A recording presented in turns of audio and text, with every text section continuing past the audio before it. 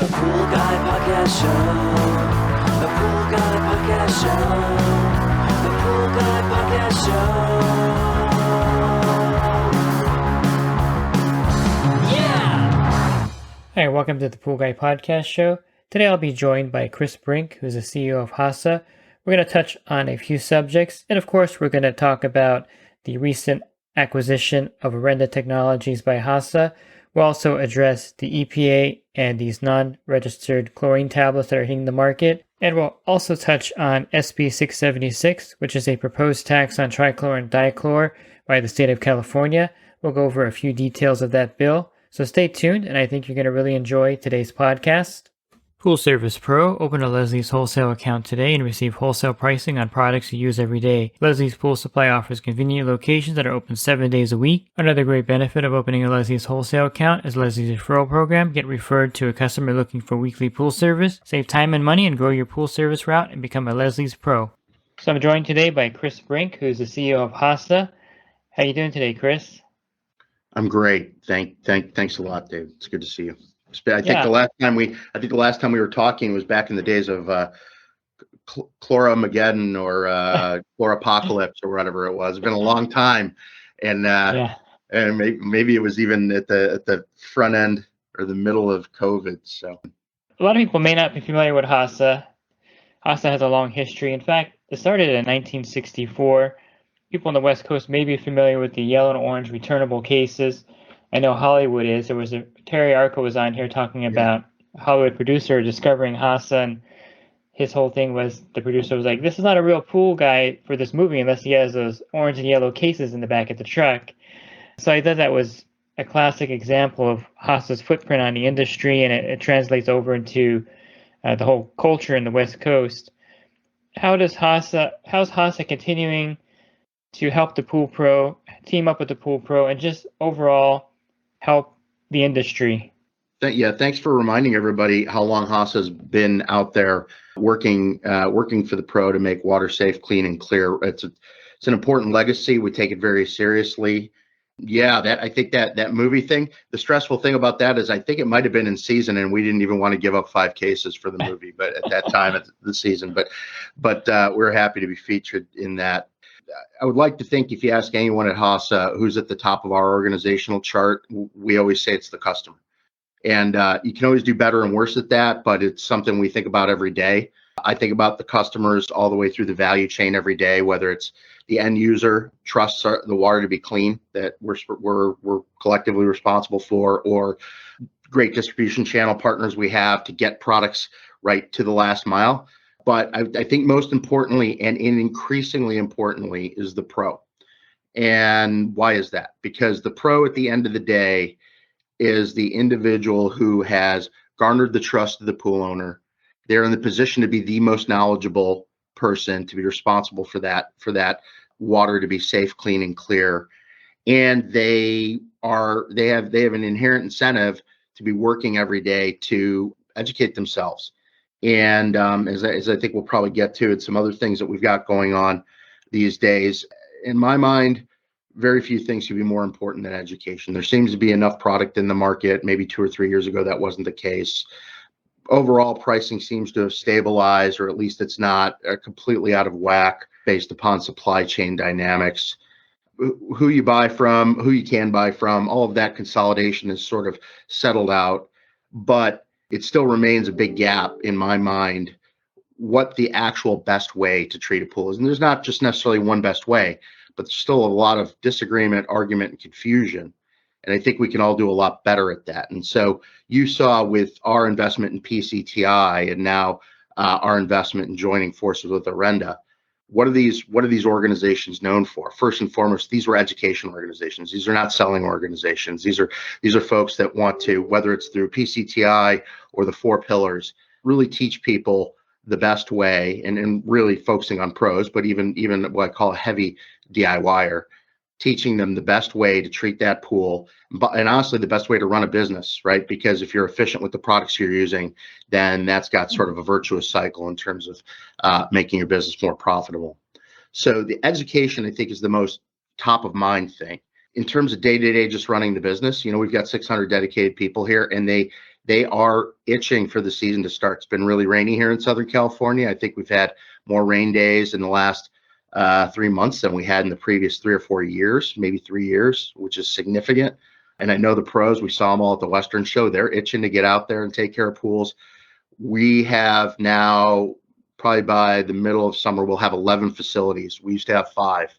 Probably back when you talked, we might have had 6. So we now have 11 facilities. We're getting closer to the customer. We've got more capacity to get product to market, and we're doing it in more sophisticated ways than we've ever done it. So get product to the pro, keep the pro front of mind, make sure the pros got what they want. Frankly, make sure the product is a high quality, consistent product that is not going to fail them. And at the end of the day, continue to work on education so that the pros can make more money, get what they deserve, and keep more in their pocket.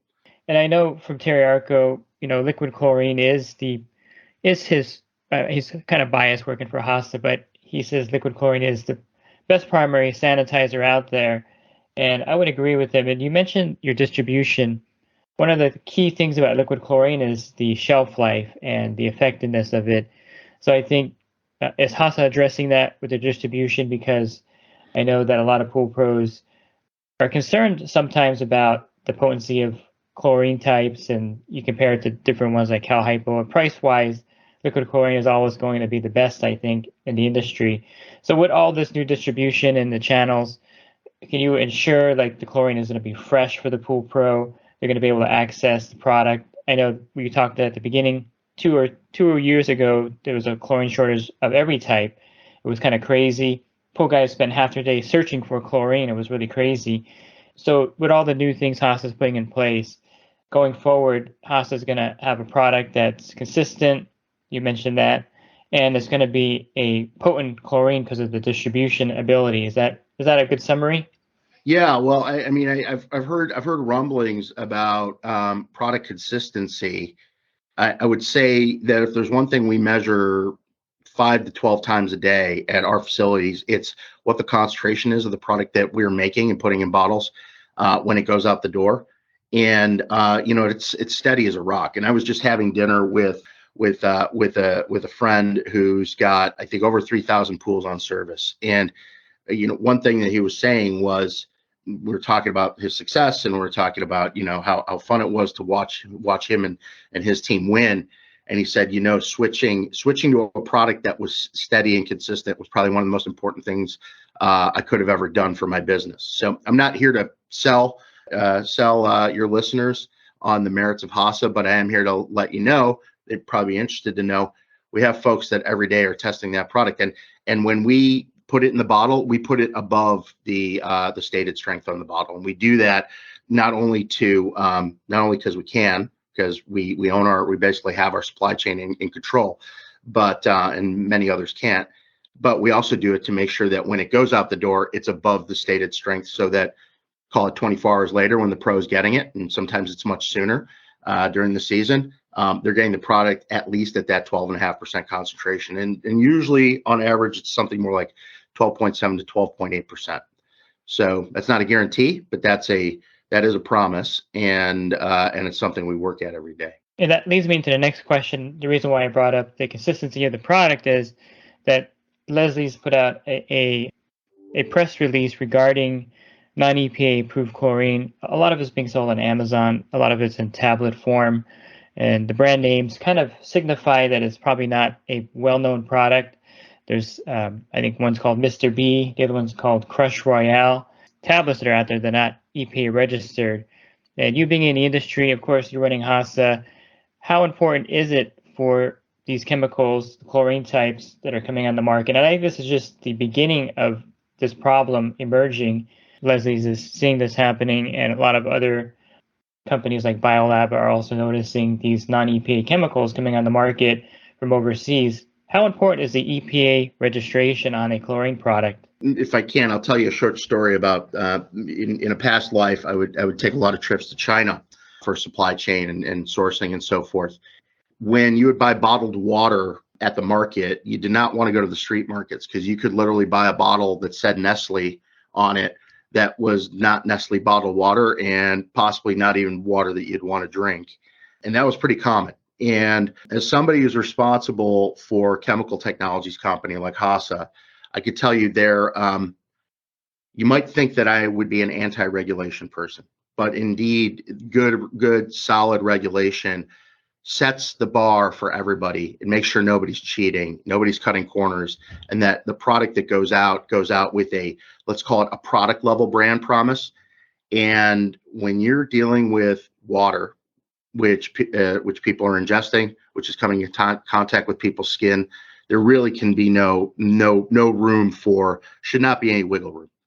The EPA, it happens to be in the case of sanitizers and disinfectants that the regulating body in the United States is the EPA, and at the state level, it's usually the state level EPA because they're considered pesticides.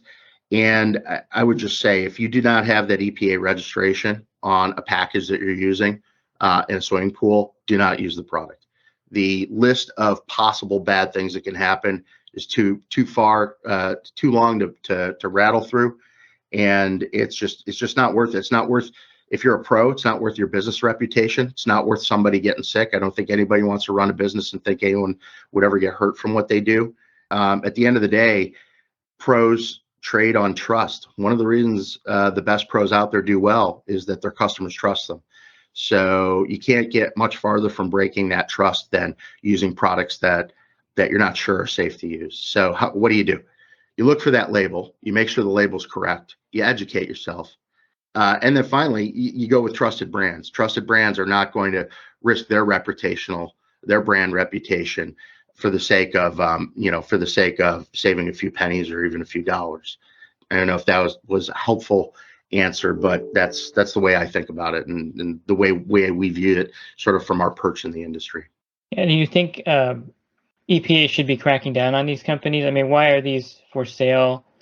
Why are these chemicals coming out where they're not approved and people can buy them and put them in their pool? I mean, I wouldn't buy meat at the market that's not FDA approved, and you don't want to put any products that aren't FDA approved in your body. I mean, some of these, like Sprouts and other stores here in California, they sell shampoo and products that you don't put in your body that aren't FDA approved. So how would these companies get away with selling these chemicals to the consumer, to the pool pro, that aren't even EPA approved?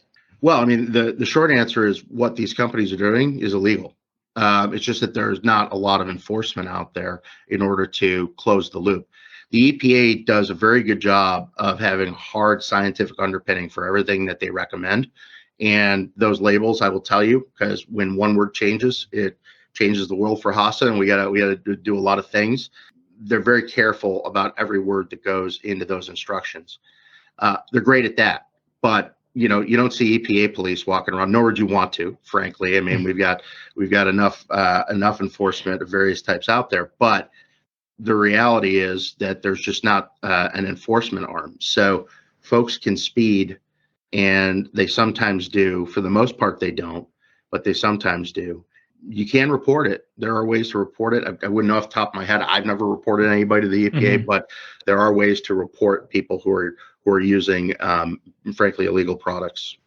So the bottom line is that you wouldn't advise anyone to use anything without that EPA label on the product itself.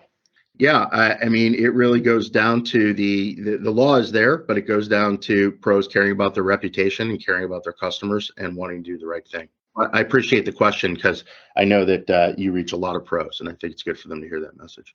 And let's switch gears a little bit and talk specifically about California. And there's this new SB 676 proposed tax on trichlor and dichlor. And it could be, I know they're still refining it. There's right now, currently, there'll be a 30-cent tax per tablet, but I think they're going to probably switch that per pound because of the dichlor is not necessarily sold in tablet form. This is called the Responsible Pool Disinfection and Water Conservation Act Local Tax Authorization. Can you talk a little bit about this ruling and how it's going to impact the industry? I know this is only on retail, I think, at this point, as far as the tax and the regulation. But is this a California moving towards a new level of regulating the chemicals out there? Yeah. So first of all, we want to thank Senator Ben Allen and his office for actually taking an interest in the pool industry and water conservation and trying to find some way to continue to sort of promote responsible water care, and the fact that the vast majority of folks out there are likely, at least pros, are likely using these products properly. I think the idea behind the bill is better education and better agreement on what safe water care looks like will help. This really is not a public health bill, but will help things like better water conservation in swimming pool use. I mean, you definitely can say that a swimming pool uses less water than a lawn during the summer. And I think that's been well established. And I think folks generally accept that it's a great use of outdoor space, recreational outdoor space, and compared to other things you might do with that space from a water conservation standpoint, pools are already sort of at the top of the chart. But that doesn't mean we can't continuously improve, right? And that doesn't mean we can't find better ways to make sure that the water that's going in and out of those pools is as safe as it can be. This is not a bill requiring anyone to do anything as it reads today. This is a bill that gives local communities, should they so choose, the chance to set up educational funds. Okay, they'll be setting up educational funds really at the expense of probably the less educated homeowner that probably could use better education. And it's primarily going to go through retail. The discussion right now is for it not to go through resale channels or really be in a mode where it would impact the pro. And why? Because the pros know what they're doing. The pros understand CYA. The pros understand what appropriate levels of chlorine are and how to maintain that. I think, frankly, this is one of the most positive things for people to switch to using a pro that I've seen in a long time from a regulatory standpoint. And it's one of the most positive things to give pros an advantage over, a homeowner thinking it's easy to take care of their pool, which in a lot of cases it's not, that I've seen in a long time. Look, if the only thing this does is generate dialogue and get the industry more aligned on what the right way to take care of a pool is and the necessary role of the pro in in safe pool treatment is, then I think it's a win. But I do appreciate that it's getting the notice of folks in government. Yeah, so I think the bill will educate the consumer on the effects of cyanuric acid in the pool water.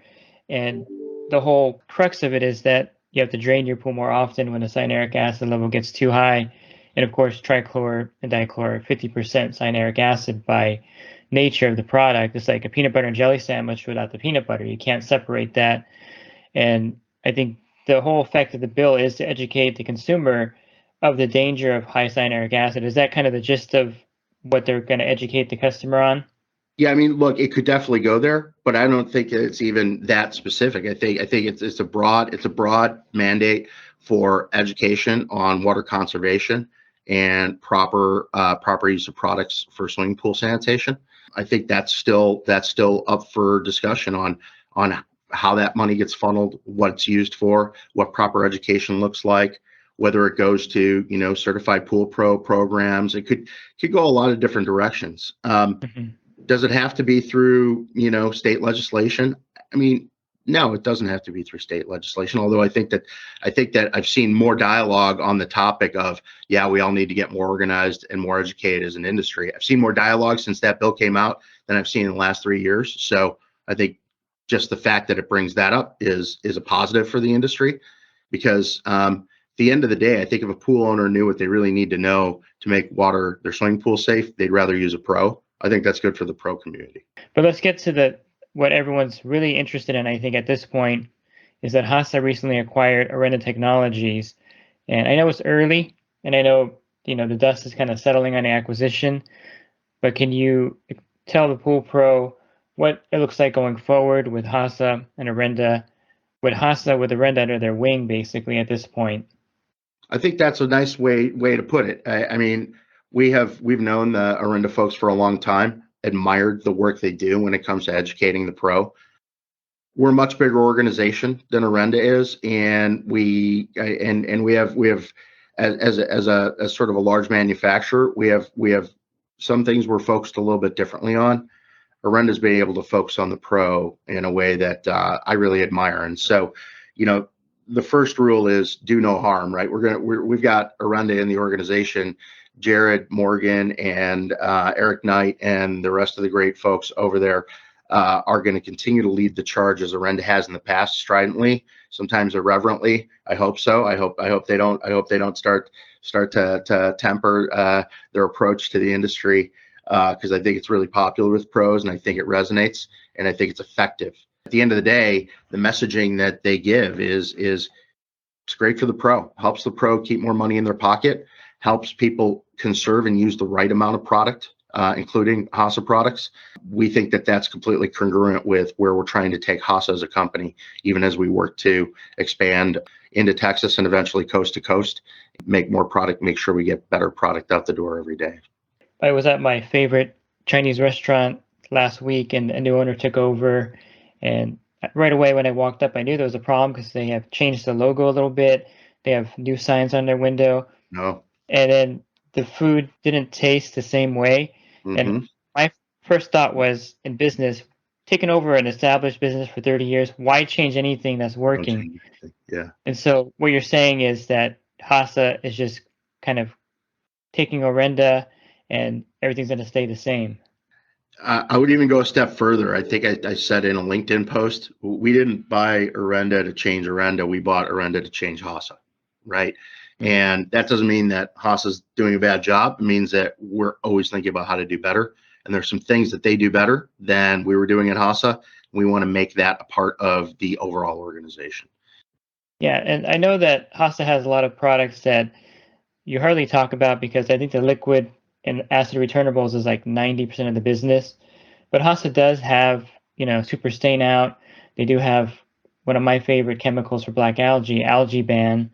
With these small chemicals, with the Orenda brand, are we going to see more of HASA pushing the other chemicals that I think are great, but they're just kind of like lost in the message because, most people don't even know that those products are available?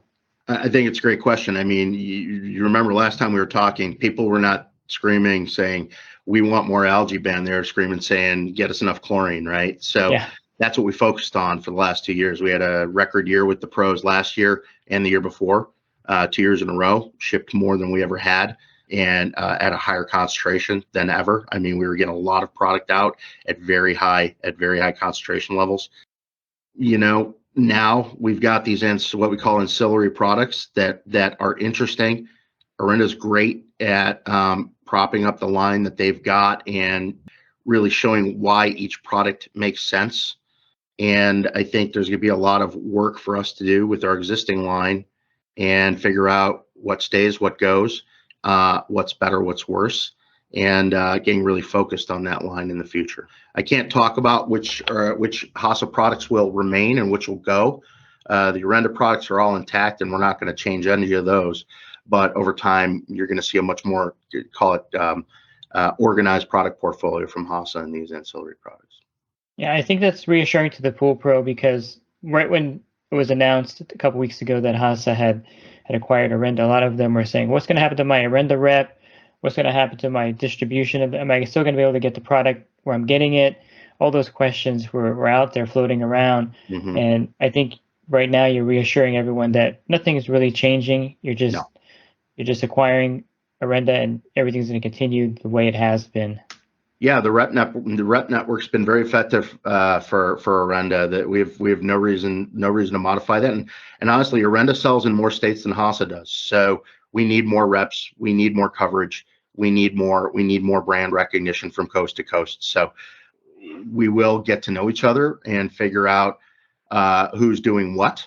But there's no reason for us to modify the way we're going to market today. We're excited about having that extra horsepower in the stable. I guess I'll have to have my son work on some Orenda keychains for HASA. Yeah, I think it's time. So, well, thank you for taking the time, Chris, and going over that. I know we covered a lot of ground, and your expertise is welcomed in the industry by the pool pro. And I think you're probably one of the most transparent CEOs that I've ever met. I mean, you don't hold back, and I think this is what makes you so effective out there with the pool pro. They don't want to be talking to somebody or listening to somebody who's not being straight and honest with them. And I think you set the bar for CEOs for sure. and you've done so much great work with HASA to help the Pool Pro out. And so we really appreciate HASA's impact in the industry. Yeah, well, thank you so much for having me. I mean, it's few and far between that I do these things. I'm very careful about stuff like this because just like anyone, I can say something that's, I use the wrong word or something like that. This is not a scripted conversation, right? This is me to you, and hopefully useful for all those great customers we have out there that love HASA products, so that they know that it's real human beings over here with beating hearts that are trying every day to do a little bit better. And one thing I love about the pros is they definitely tell us where we could be doing a better job every day. So, I'm sure we'll get plenty of feedback off of this one too. Hopefully in a nice way. Yeah. It takes a village. Thanks, Chris. Thanks, David. And I want to thank Chris Brink again for taking time out of his busy day to do this podcast. And I think all these issues are really impactful for the industry. I think if you look at it from the angle of a pool pro, if these non-EPA tablets are cheaper online and a customer goes on to compare prices, you, of course, are going to be thrown under the bus because they'll be like, hey, why are you charging me so much for these tablets? Look how cheap they are on Amazon. So this, of course, hurts the industry. Besides that, using non-EPA products in a customer's pool, if they were to buy these tablets, you were putting them in, and if something adverse happens, you're left holding the bag. So we don't need more liability in the industry for sure. And I think Chris also reassured the listeners here that going forward, HASA is not going to meddle with Orenda. It's going to stay the same. They're going to be education focused. And of course, I'm a big fan of the Orenda products. I know Harold Evans, the former owner of that company, really well.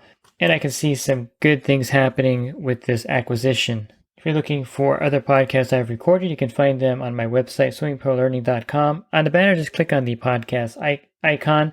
I have over 1,100 podcasts that you can listen to, so I'm sure you'll find something there that will interest you.